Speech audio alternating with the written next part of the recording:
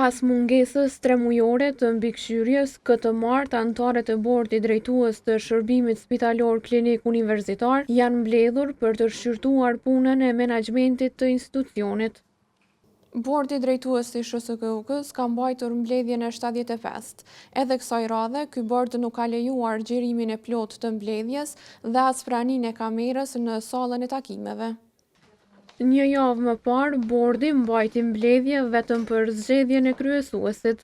Jashtë praktikave të zakonshme, në të nuk u ftuan mediat dhe shoqëria civile për ta ndjekur procesin. Zgjedhja e Tetore Ullonit si kryesuese u bë e ditur vetëm përmes një komunikate për media. Në mbledhjen e së martës, drejtori i përgjithshëm Elvir Azizi, gjatë raportimit pranoi se ka rënje në nivelin e furnizimit me barna dhe për këtë fajsoi ligjin për nivelimin e çmimit të barnave.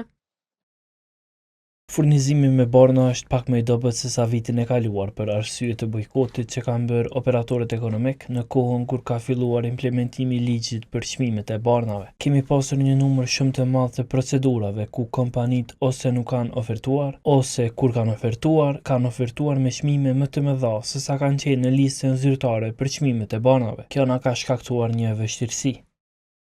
Anëtarët e bordit pranuan këtë arsyetim pasi asnjëri prej tyre nuk e pyeti Azizin për mungesat e produkteve të kontraktuara e për të cilat vazhdimisht ka raportuar koha. SHSKUK-ja prej muajit maj mban të fshehta listat e pritjes në spitale e disa klinika. E listat e publikuara tregojnë për mungesë menaxhimi efikas. Por në mbledhjen e bordit, drejtori Azizi u përgëzua nga bordi për realizimin e siç thanë raportimit 2 javor nga klinikat për gjendjen e infrastrukturës, shërbimeve dhe furnizimit. SHSKUK-ja ka krijuar praktik mos përgjigjen me javë të tëra në pyetjet e adresuara për çështje të ndryshme. Deklarata për mediat nuk pranoi të jap pas mbledhjes as drejtori Azizi.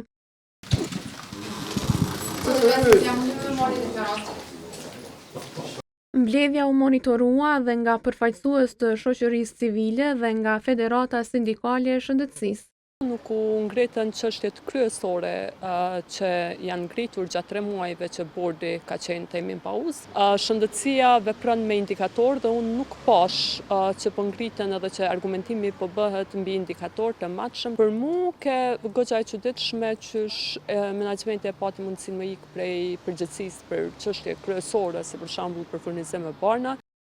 Në mbledhjen që u mbajt më 18 qershor, bordi ka kërkuar auditim të brendshëm për procesin e prokurimit për blerjen e 4250 pajisjeve për personat me paralizë, e që kanë kushtuar 2 fish më shtrenjtë se sa parasheh udhëzimi administrativ. Raporti nuk u diskutua të martën.